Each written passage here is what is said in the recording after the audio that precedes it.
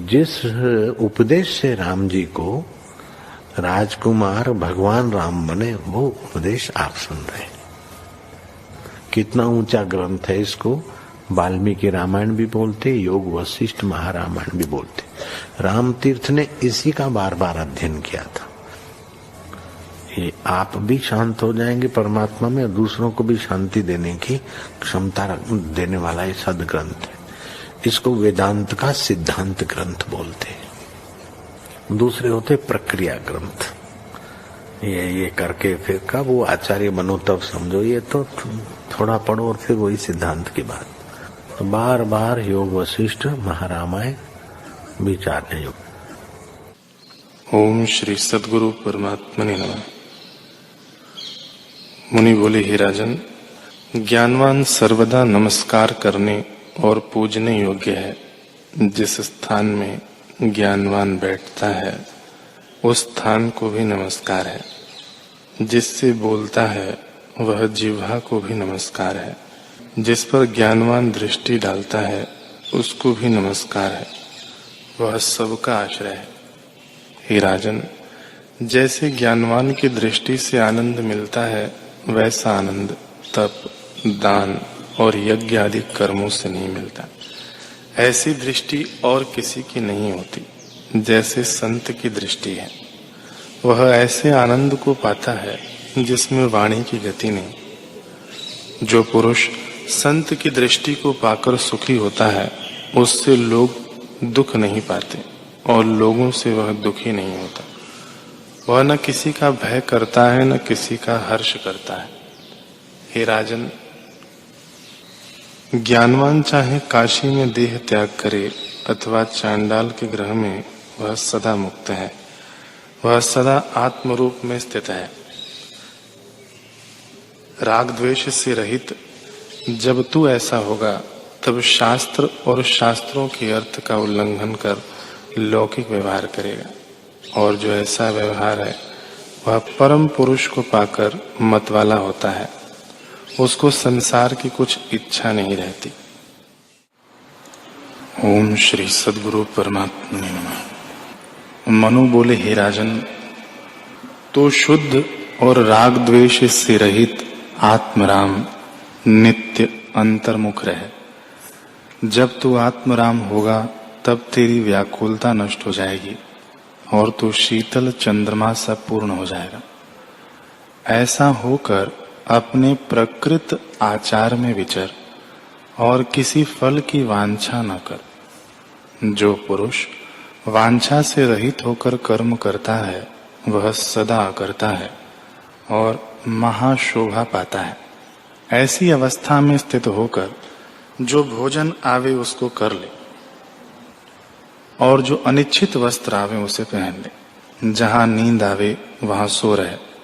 राग द्वेष से रहित हो। जब तू ऐसा होगा तब शास्त्र और शास्त्रों के अर्थ का उल्लंघन कर लौकिक व्यवहार करेगा।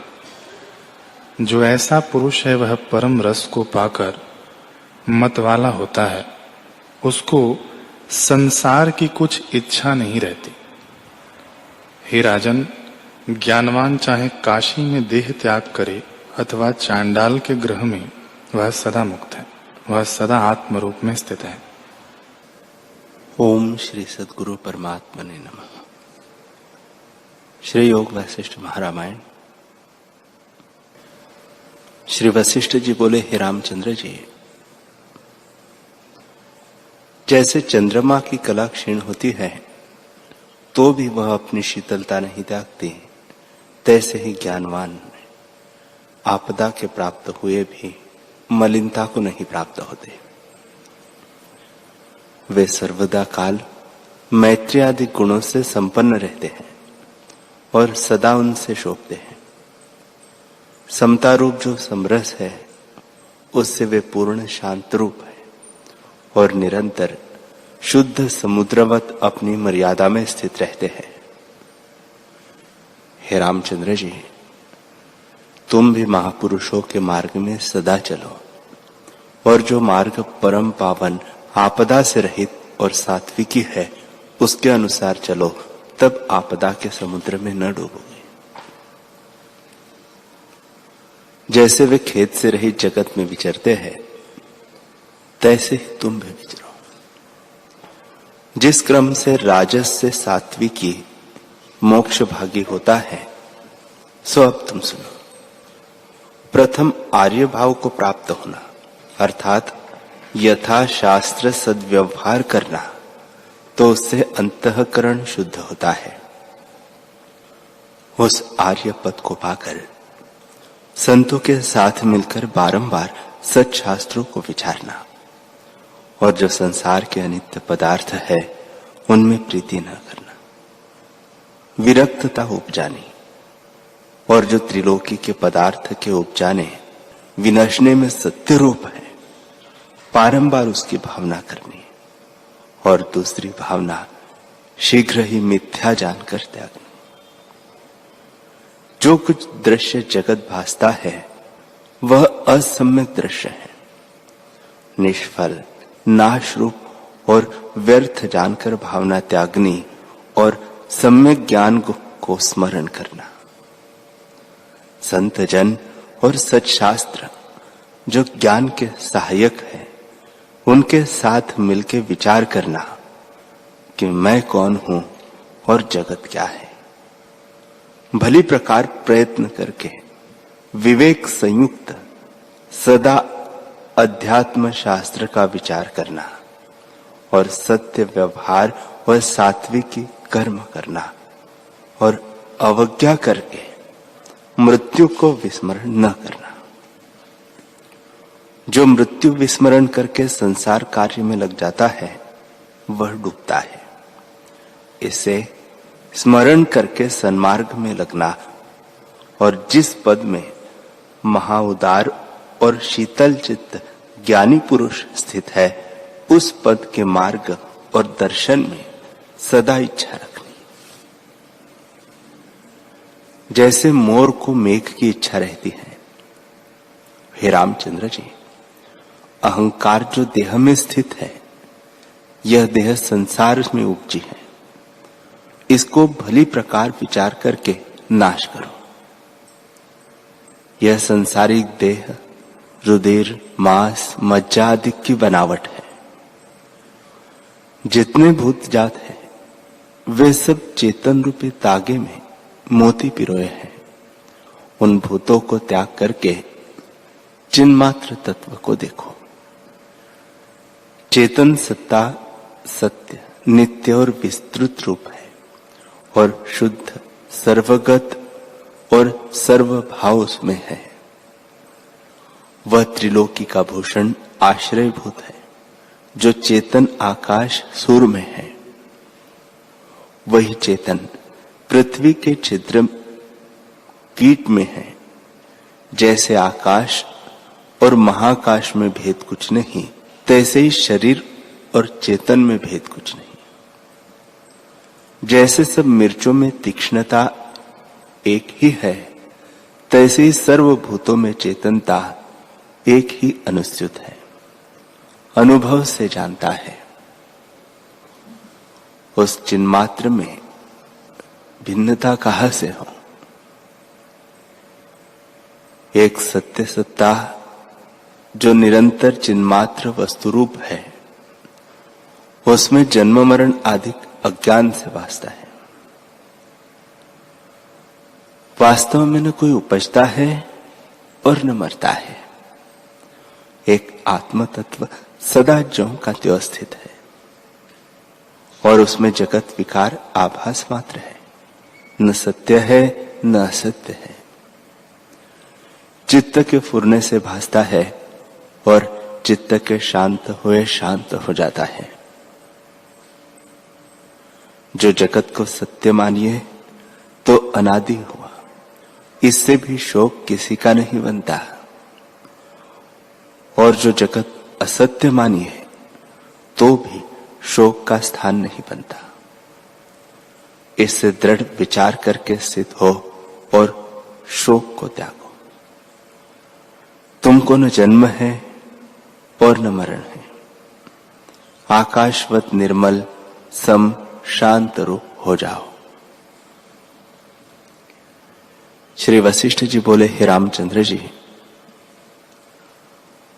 जो धैर्यवान पुरुष बुद्धिमान है वे सच्छास्त्रों को विचारें, संत जनों का संग करके उनका आचार ग्रहण करे, और जो दुख की नाश करता श्रेष्ठ ज्ञान दृष्टि है उसको यत्न करके अंगीकार करे, तब सज्जनता प्राप्त होगी।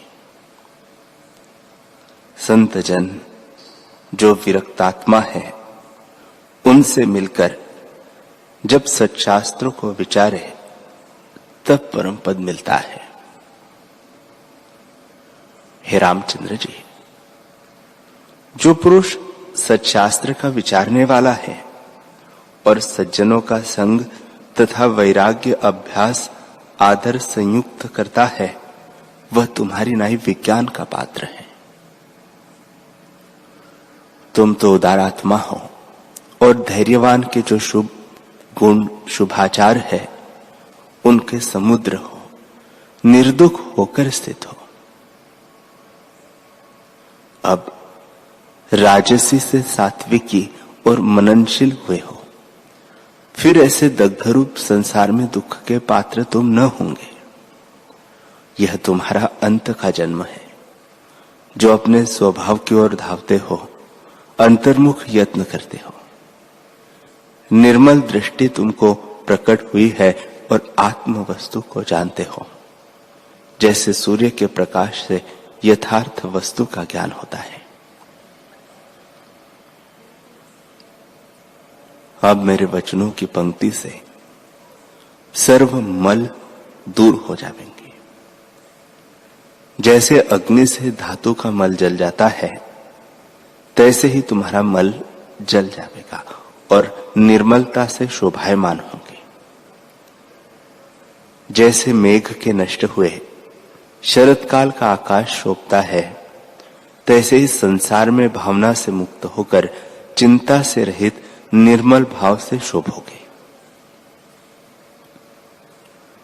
अहम ममता आदि कल्पना से मुक्त हुए ही मुक्त है, इसमें कुछ संशय नहीं। हे रामचंद्र जी, तुम्हारा जो यह अनुभव और उत्तम व्यवहार है, उसके अनुसार विचरोगे तो तुम अशोक पद पाओगे।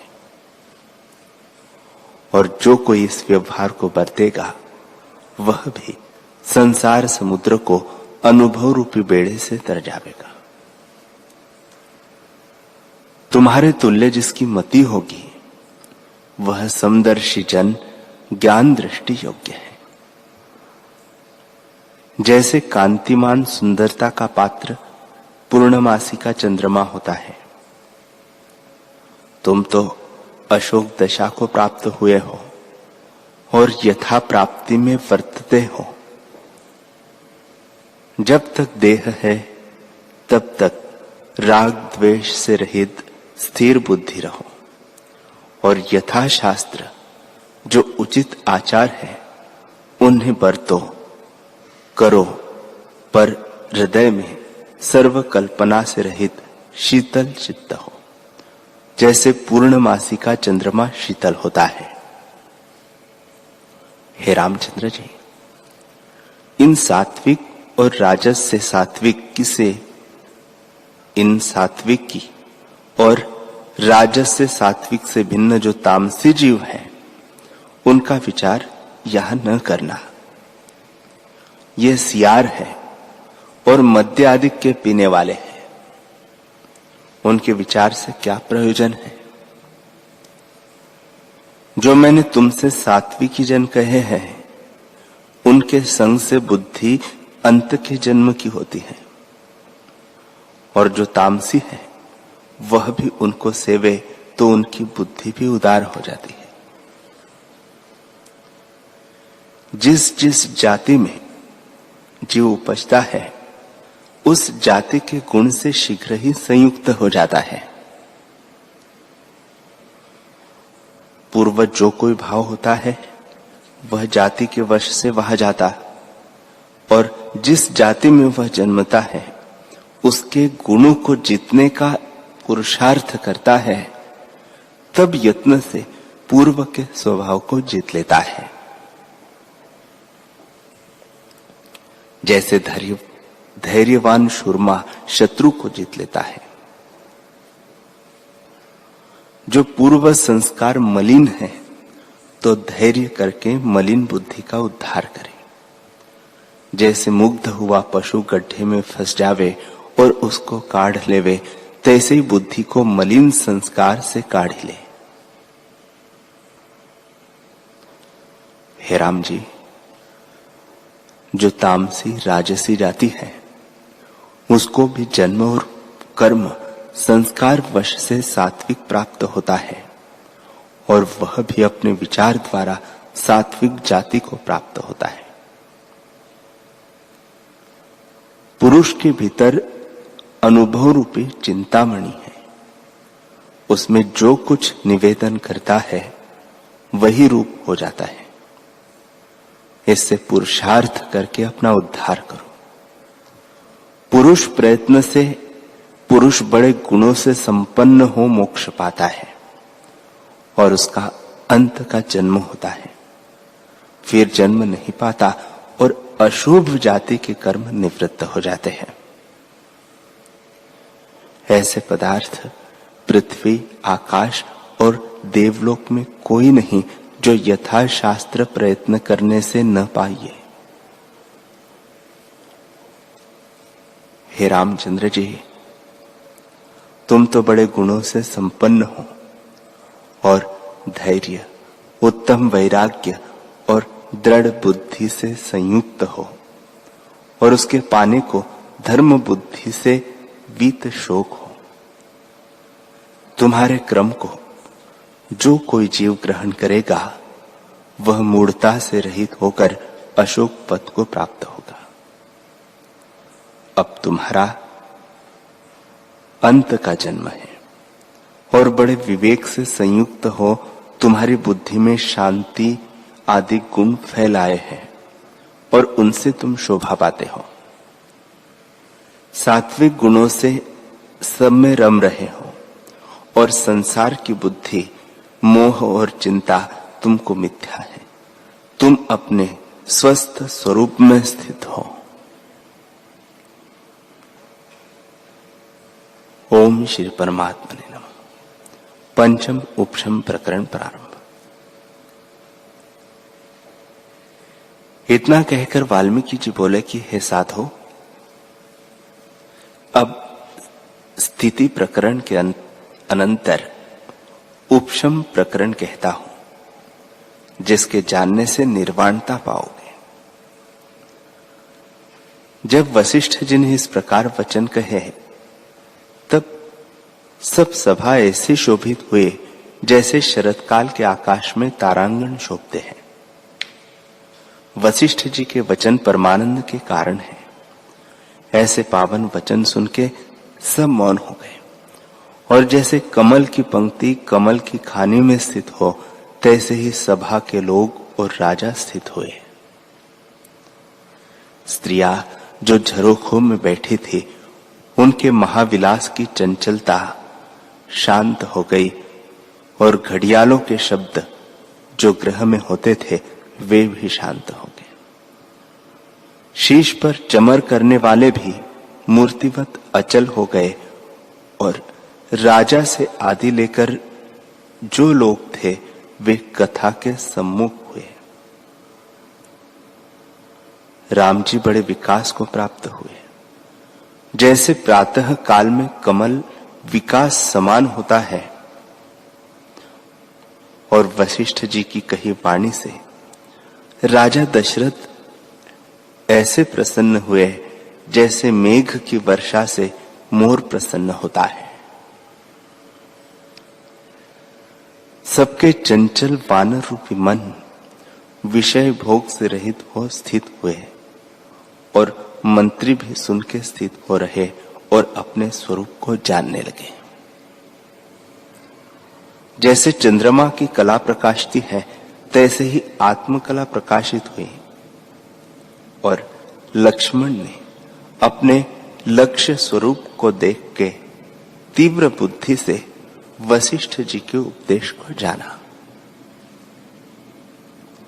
शत्रुघ्न जो शत्रुओं को मारने वाले थे, उनका चित्त अति आनंद से पूर्ण हुआ और पूर्णमासिका का चंद्रमा स्थित होता है, तैसे ही मंत्रियों के हृदय में मित्रता हो गई और मन शीतल और हृदय प्रफुल्लित हुआ। जैसे सूर्य के उदय हुए कमल तत्काल विकासमान होता है और जो मुनि राजा और ब्राह्मण स्थित थे, उनके रत्न रूपी चित्त स्वच्छ और निर्मल हो गए। जब मध्याह्न काल का समय हुआ और बाजे बजकर उसके ऐसे शब्द हुए जैसे प्रलय काल में मेघों के शब्द होते हैं, और उन बड़े शब्दों से मुनीश्वरों का शब्द आच्छादित हो गया, जैसे मेघ के शब्द से कोकिला का शब्द दब जाता है। तब वशिष्ठ जी चुप हो गए और एक मुहूर्त पर्यंत शब्द होता रहा। जब घन शब्द शांत हुआ, तब मुनीश्वर ने राम जी से कहा, हे राम जी, जो कुछ आज मुझे कहना था वह मैं कह चुका, अब कल फिर कहूंगा। यह सुन सर्व सभा के लोग अपने अपने स्थानों को गए और वशिष्ठ जी ने राजा से लेकर राम जी आदि से कहा कि तुम भी अपने अपने घरों में जाओ। सबने चरण वंदना और नमस्कार किया और जो नभचारी, वनचारी और जलचारी थे, उन सब को विदा कर आप भी अपने अपने स्थानों को गए और ब्राह्मण की सुंदर वाणी को विचारते और अपने अपने अधिकार की क्रिया दिन को करते रहे। इतना कहकर फिर वाल्मीकि जी बोले, हे भारद्वाज, इस प्रकार अपने अपने स्थानों में सब यथाउचित क्रिया करने लगे। वशिष्ठ जी, राजा, राघव, मुनि और ब्राह्मणों ने अपने अपने स्थानों में स्नान आदि क्रिया की और गौ, स्वर्ण, अन्न, पृथ्वी, वस्त्र, भोजन आदि ब्राह्मणों को यथा योग्य पात्र दान दिए। सुवर्ण और रत्नों से जड़े स्थानों में आकर राजा ने देवताओं का पूजन किया और कोई विष्णु का और कोई सदाशिव का, कोई अग्नि का और किसी ने सूर्य आदि का पूजन किया। तदनंतर पुत्र, पौत्र, सुहृद, मित्र, बांधव संयुक्त नाना प्रकार के उचित भोजन किए। इतने में दिन का तीसरा प्रहर आ गया।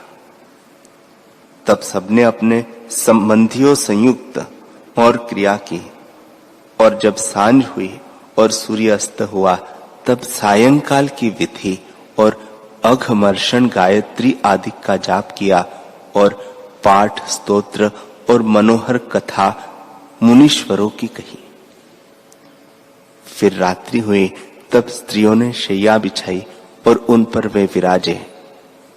पर राम जी बिना सबको रात्रि एक मुहूर्तवत व्यतीत हो गई।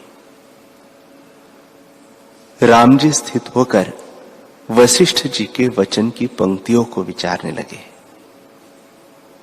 कि जिसका नाम संसार है, इसमें भ्रमने का पात्र कौन है? नाना प्रकार के भूत जात कहां से आते हैं, कहां जाते हैं? मन का स्वरूप क्या है? शांति कैसे होती है? यह माया कहां से उठी है और कैसे निवृत्त होती है? निवृत्त हुए विशेषता क्या होती है? नष्ट किसकी होती है? अनंत रूप जो विस्तृत आत्मा है, उसमें अहंकार कैसे होता है? मन के क्षय होने और इंद्रियों के जीतने में मुनीश्वरों ने क्या कहा है और आत्मा के पाने में क्या युक्ति कही है?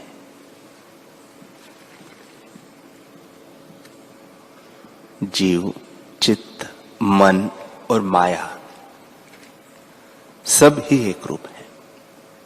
विस्तार रूप संसार इसने ही रचा है, और जैसे ग्राह ने हाथी को बांधा था और वह कष्ट पाता था, तैसे ही असत रूप संसार में बंध कर जो जीव कष्ट पाते हैं, उस दुख के नाश करने के निमित्त कौन औषध है?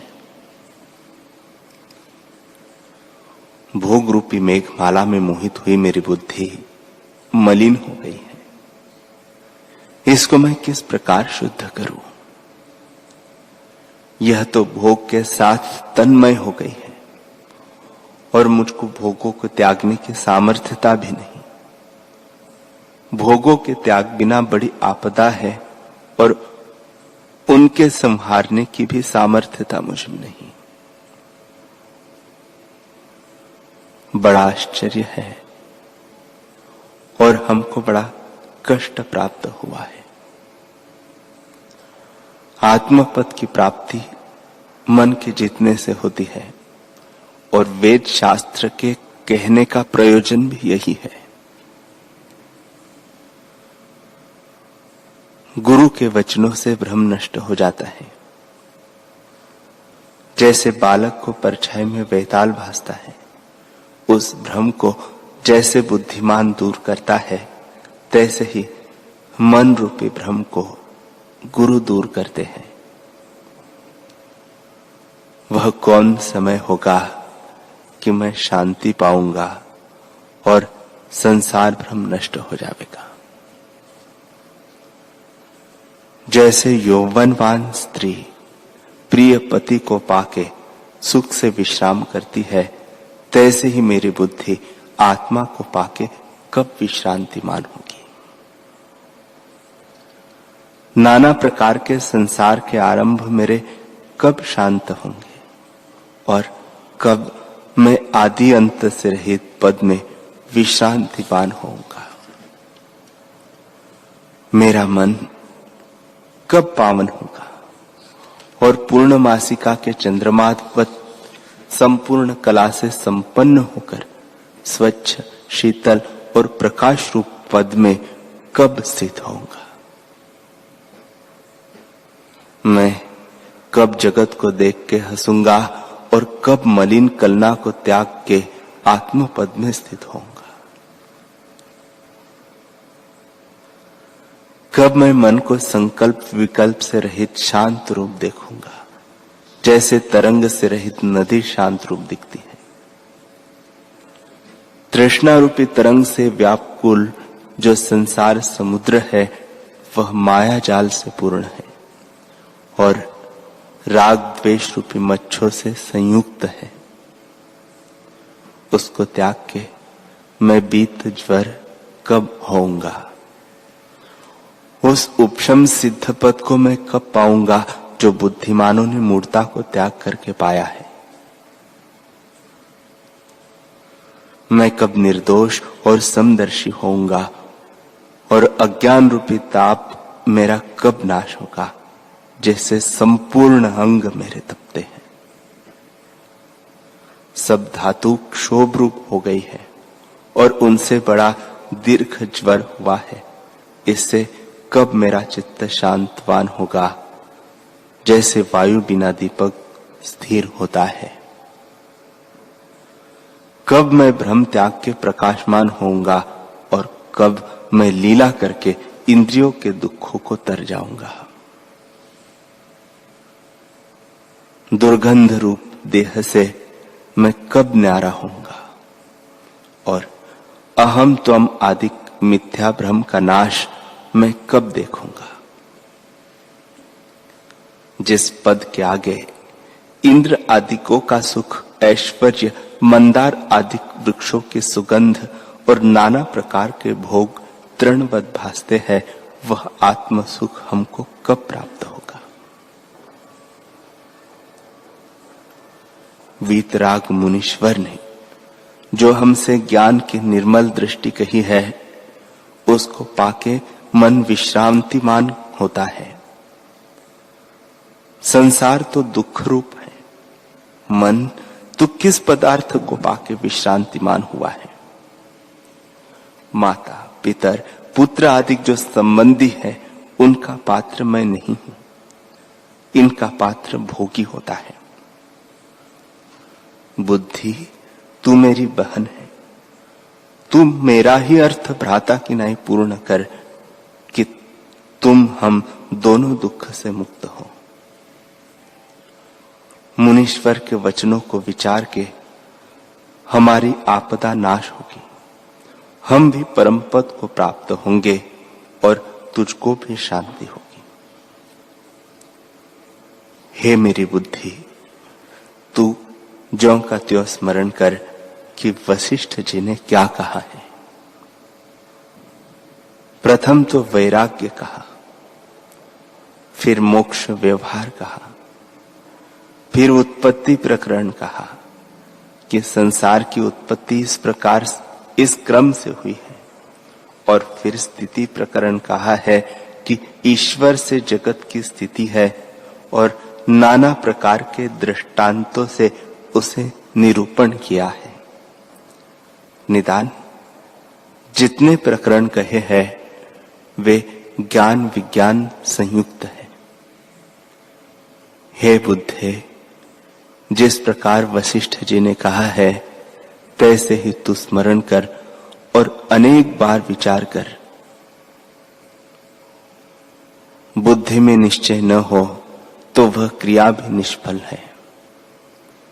जैसे शरद काल का मेघ बड़ा घन भी दृष्टि आता है परंतु वर्षा से रहित निष्फल होता है, तैसे ही धारणा से रहित विचार किया हुआ निष्फल होता है। जब धारणा कीजिए तब विचार सफल होता है। हरि ओम।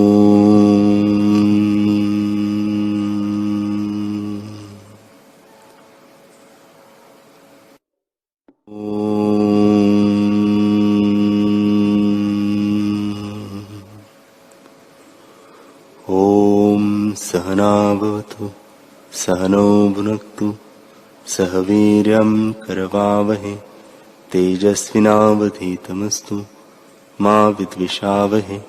ओम शांति शांति शांति।